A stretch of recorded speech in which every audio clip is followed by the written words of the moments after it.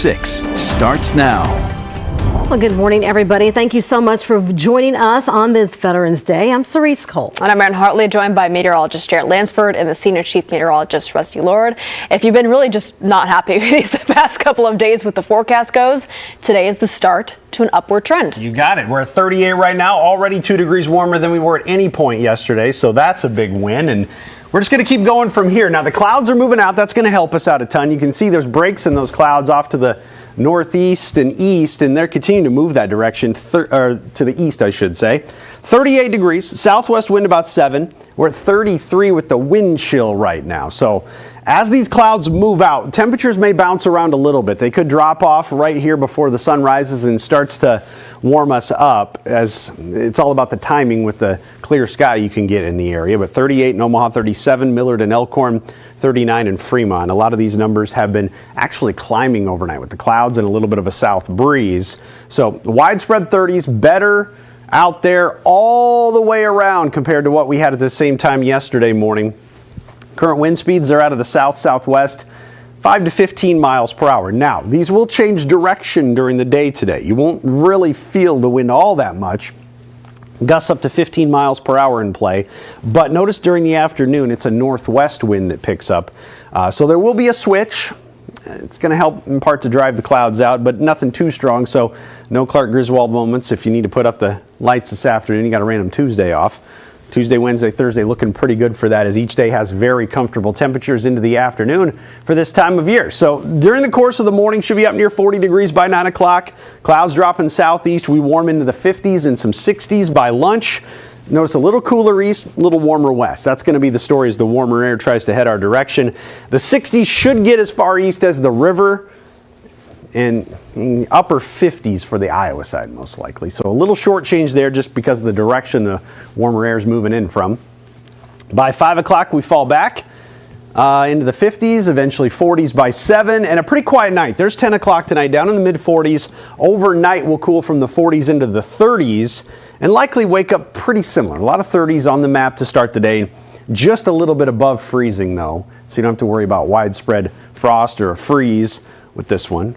You know, northwest wind maybe 5 to 10 miles per hour tomorrow, so not even as strong as today, and today's not that strong to begin with. 61 on Wednesday, and then up to 66 on Thursday. A lot of good weather here for the middle of the week. We'll take 60s in November anytime we can get it. Yeah, and so not only are we getting 60s, but there's a chance we could reach record warming temperatures later. 2 days I'm watching, Friday and Saturday, so pay attention to these if you want to keep track at home. Friday, 70s in the forecast, the record 76. Saturday, we have 70 in the forecast, record 75. You may be thinking, well, that's still a ways away. I do think both of these days have the potential to trend up, and one of these, maybe both, could threaten the record. There's a couple computer models that occasionally get us up this high. I want to see kind of how today plays out and kind of give us an idea of the path we're going to go on some of these warmer days here on what model data ends up working. So it's potential. There is potential to get up into the mid 70s, I think, Friday and Saturday. I'm playing a little conservative right now until we see how a couple of these days react here with the warmth moving in, but oftentimes the dry air can really warm up this time of year, and you can kind of feel how dry the air is right now. 70 on Friday and Saturday. It will turn cooler on Sunday. We did take the rain chance out Saturday. Sunday into Monday does bring the next best chance of rain. We'll see if that holds on models, and then gets us back closer to 50, it looks like, starting next week. And that may seem chilly, but again, that's probably about where we should be this time of year. Average high today anyways, 52, and those are dropping pretty steadily. Okay, on this Veterans Day, some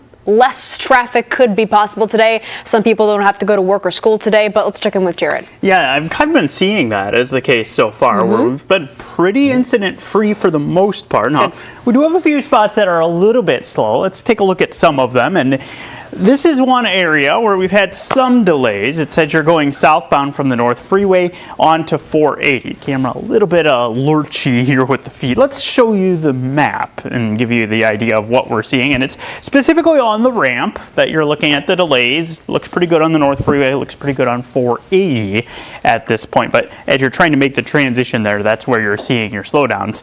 Also, another ramp that's seeing delays. No surprise on this one. This is 680 at the interchange with Dodge, where we often get delays. It's actually one of our slowest spots in the metro right now, that ramp backing up. And also seeing some backups as you're trying to go southbound 680, just Dodge westbound. So be ready for that. That's an area where we do run into issues from time to time during the morning drive. And then 72nd, a couple of spots on 72nd where we have some issues. That includes right around Grover. We've had some occasional slowdowns that have been showing up at that intersection. Watch for that. A little further to the south, reminder, 72nd and L. We've got all that work that's happening, all the changes that are taking place here.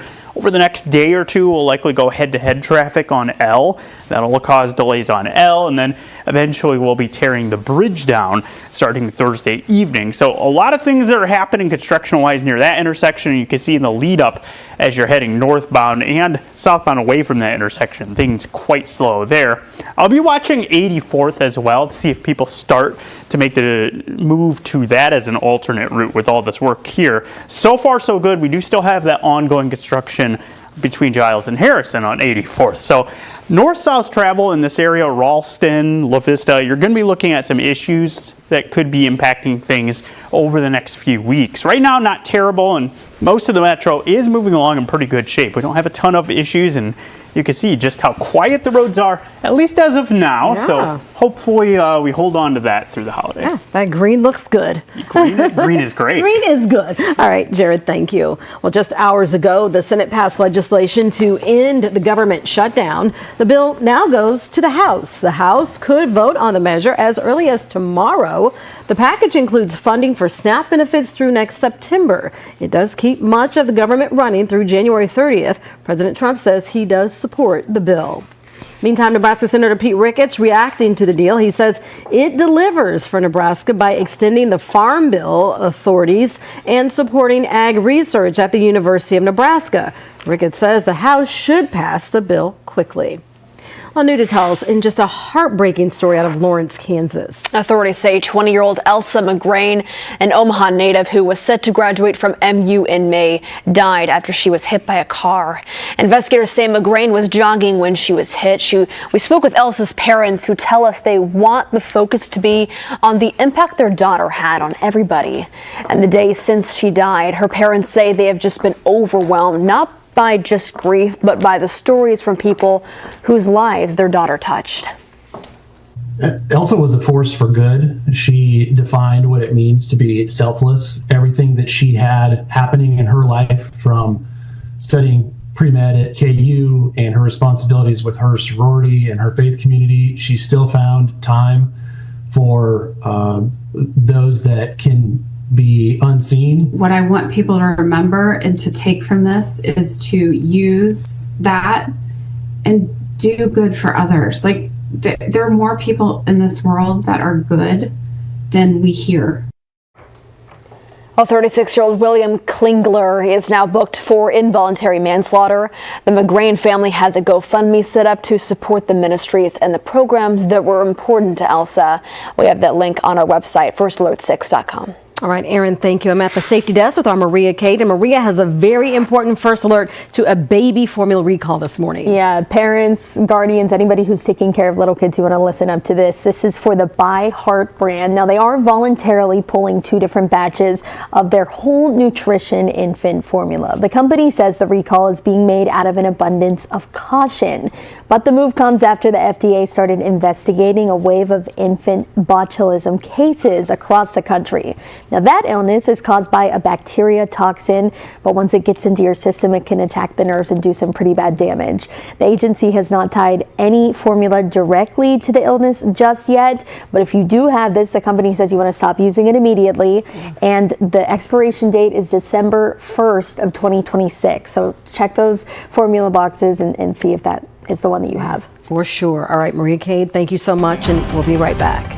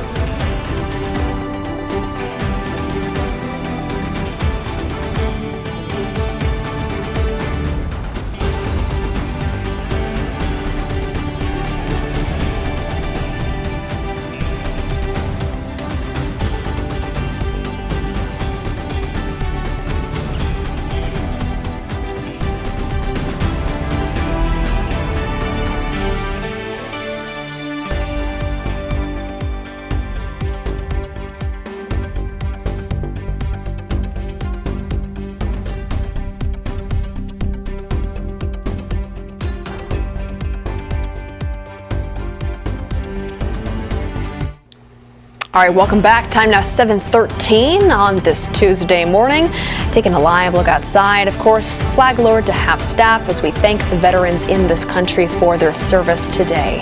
In the meantime, of course, talking about the forecast for today, it's kind of crazy. Right now, the temperature outside is basically the high of what we saw yesterday. Yeah, we have warmed up considerably overnight. We were down in the teens yesterday morning at this time. We've almost doubled those numbers here to start the day. So, and you step out, it is going to be warmer by the numbers. Still plenty cold enough that you're going to want a jacket of some sort. But notice we're 15 to 25 degrees warmer at 7 o'clock this morning than we were at 7 o'clock yesterday morning. So you will notice the difference. We're at 38, south-southwest wind about 7 miles per hour. And those temperatures, now that we've jumped above freezing, we don't really dip below 32 in the forecast for the next several days. So no threat of a freeze in the forecast for a while. We're going to probably look towards the middle or end of next week. And clouds are moving out of the area this morning, and that will allow the sun to do its job and warm us up from the much warmer start. A little bit of a southwest wind right now. As I mentioned,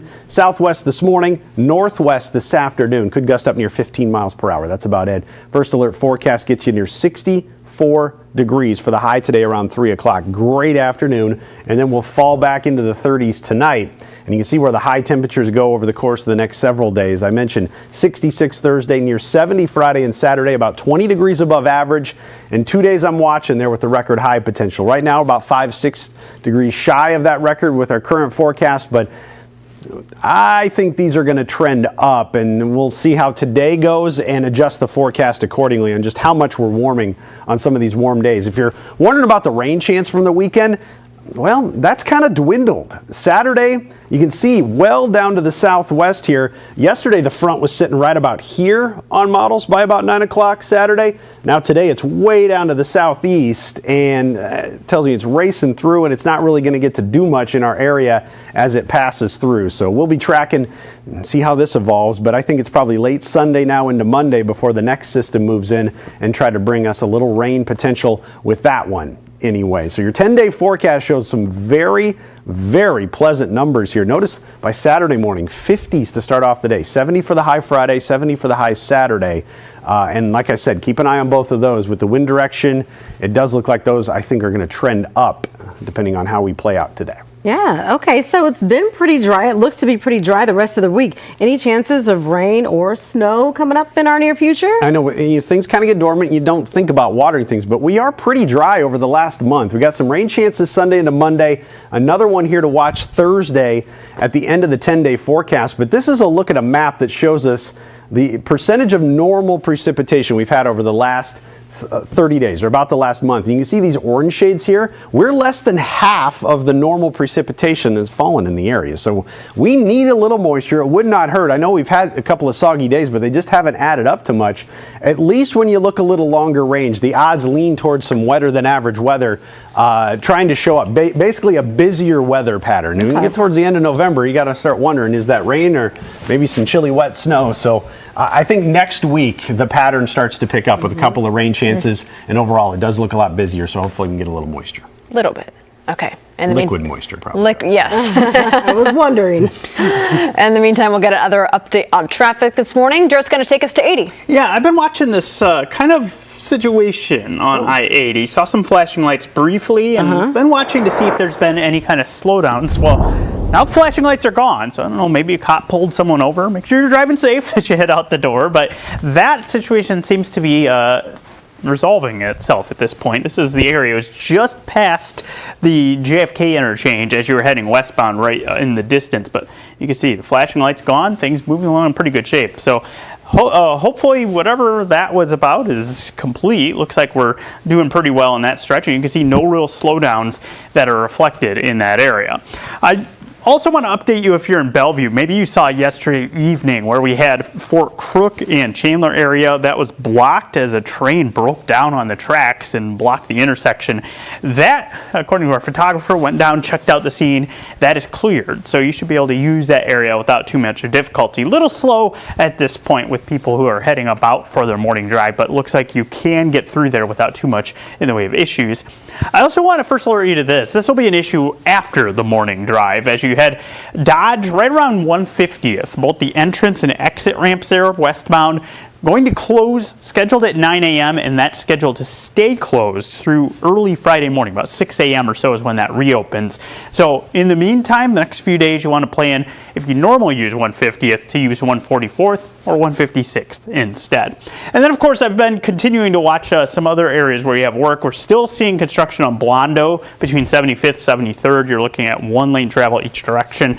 That moving along in okay shape at this point. Not much in the way of delays out there. A little slow on 370 as you're heading westbound around 36th, 48th, but nothing major that's being shown there, and that's kind of the case throughout much of the metro. A little slow in center in that construction zone near Saddle Creek, but all told, we'll take this kind of commute. Hopefully we can keep any incidents to a minimum here for the rest of the morning drive. Yeah, that sure would be nice. All right, Jared, thank you so much. A follow-up now to a First Alert 6 investigation we brought to you last month. A hotel involved in an FBI human trafficking investigation is about to go up for sale, and the site has been vacant since the raids back in August. Business owners in the area tell us that this building is now a hot spot for vandalism. Neighbors living nearby are now expressing their safety concerns.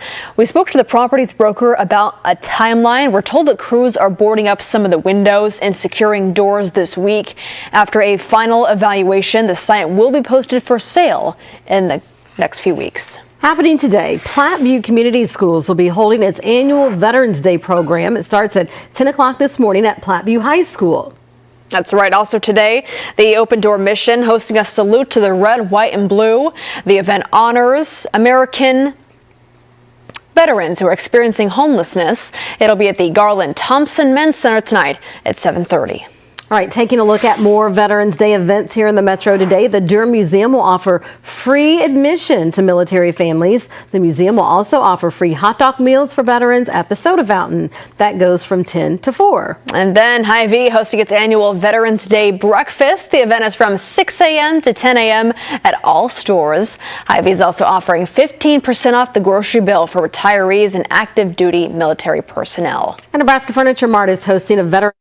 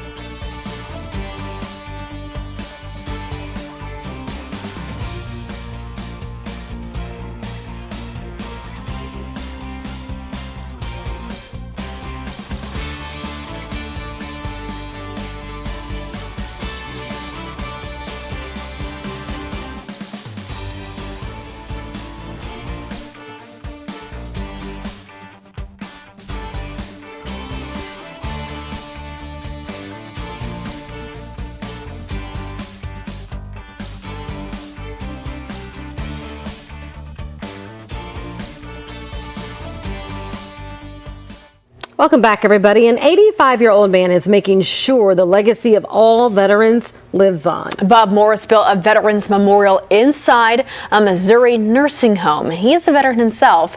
Inside, there's a room here that looks nothing like the rest. No monitors, no No medicine, just memories. It's a shrine to service, a museum of mementos from residents past and present. Morris has volunteered here for the past 18 years. He says the room is just about honoring everybody else who wore that same uniform. And they always say, too, that when you put on the uniform, you're just like everybody else. Yeah. Really I know this is a big deal for like senior living centers around. I mean, they celebrate big today. Rightfully so. Without a doubt. Rightfully so. If you have the opportunity, sit down and just chat with a veteran. They often have some really, really interesting stories about stuff that many of us haven't ever had to go through. So that's true. And we want to take this opportunity to thank all the veterans for their service. We truly, truly appreciate it. All right, thank you so much for joining us. We're going to get ready for our update in the Today Show. Of course, you can watch it here on streaming or over the air. Have a great start to your Tuesday.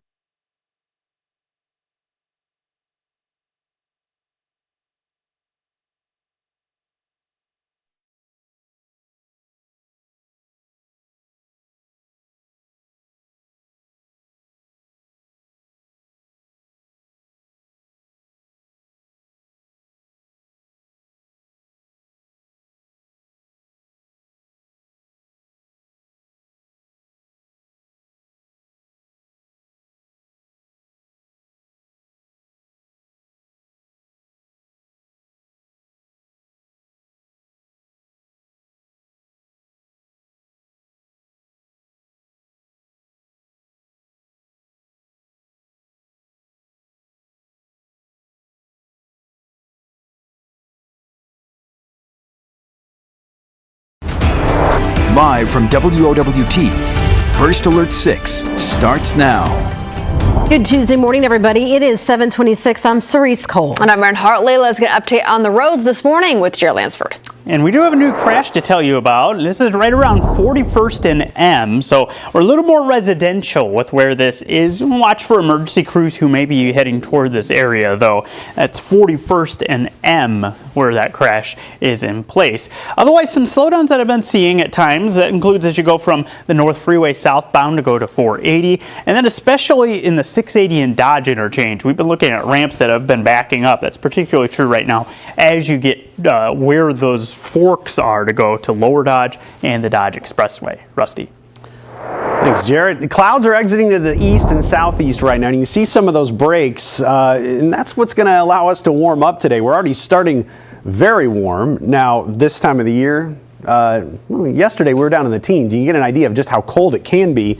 Feels like temperatures are down in the 20s and 30s, so you still want a jacket as you head out, but the actual air temperature right now is 38 degrees. And with the clouds dropping southeast, we are going to warm up at a really quick pace here once we get that sun a little higher in the sky. A little bit of a southwest wind to start, northwest wind by the afternoon, no gusts higher than about 15 miles per hour, and we'll take numbers near 40 by 9, go to 64 degrees on Veterans Day with mostly sunny skies. Should be a fantastic afternoon to enjoy and not cooling off all that quickly later on this evening either. Aaron? Well, Governor Jim Pillen has appointed Derek Vaughn to the Nebraska Supreme Court. He is the first African American to join the court. He is set to replace Lindsay Miller Lerman, who recently retired. All right, everybody, it is 7:28. I want to wish you a happy Veterans Day. We're back with another update for you in about 25 minutes. We'll see you then.